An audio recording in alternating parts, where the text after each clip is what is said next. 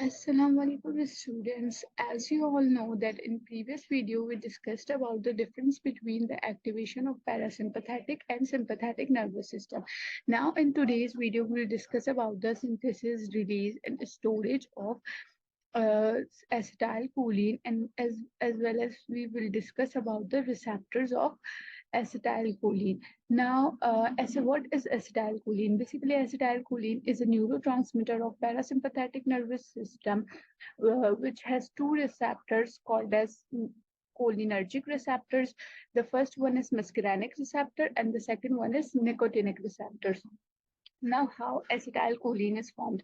Basically, the intake of calcium in a presynaptic membrane, which combines with the pyruvate that comes from the glucose, forms acetyl-CoA, which in turn combines with choline to form choline acetylcholine by the help of an enzyme that is known as choline acetyltransferase. Okay, let me tell you once again. The enter of calcium in a presynaptic membrane, which combines with pyruvate that comes from the glucose cycle, forms acetyl-CoA. Now, this acetyl-CoA combines with choline and form acetylcholine with the help of an enzyme known as choline acetyltransferase. Okay, now this is the theory. You can read this theory or you can take a screenshot of it.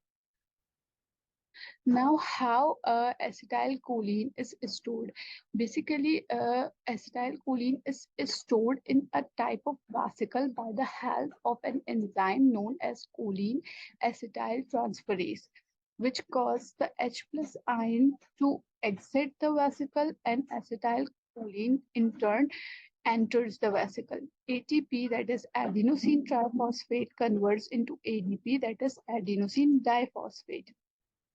Okay, now this vesicle combines with the postsynaptic membrane and cause the release of acetylcholine in the synaptic cleft. Okay, now in synaptic cleft there is an enzyme known as acetylcholine transferase, acetylcholine esterase, which inhibits the release of acetylcholine or terminates the release of acetylcholine. Other toxins, that is botulinum toxin and black widow spider venom, is also involved in interference with the release of acetylcholine. Okay, now we have receptors of acetylcholine. As I told you, there is two receptors of acetylcholine. One is nicotinic and the second one is muscarinic. Nicotinic in nicotinic receptors, the acetylcholine binds with nicotine, and in muscarinic receptors, acetylcholine binds with muscarine.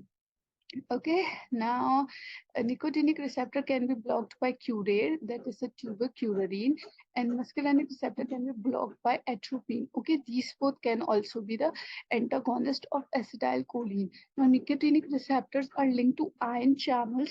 Okay, means that enter or exit of ions, yet transfers of ions can cause the activation of these types of receptors. In contrast to it, the muscarinic receptor linked to second messenger system through G protein. Now, nicotinic receptor response is brief and fast.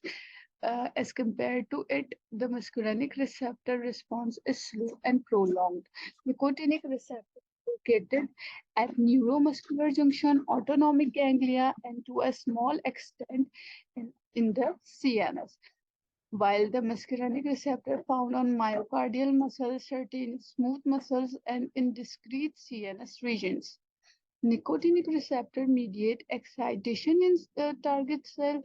As compared to it, the muscarinic receptor mediate inhibition as well as excitation in target cells. Nicotinic receptors are present on postsynaptic membranes, while muscarinic receptors are present on both presynaptic or postsynaptic membranes. So let's Now let's end today's video here. I hope you like this video, and if you have any topic suggestion related to pharmacology, please comment down below and I will try to make video on that topic.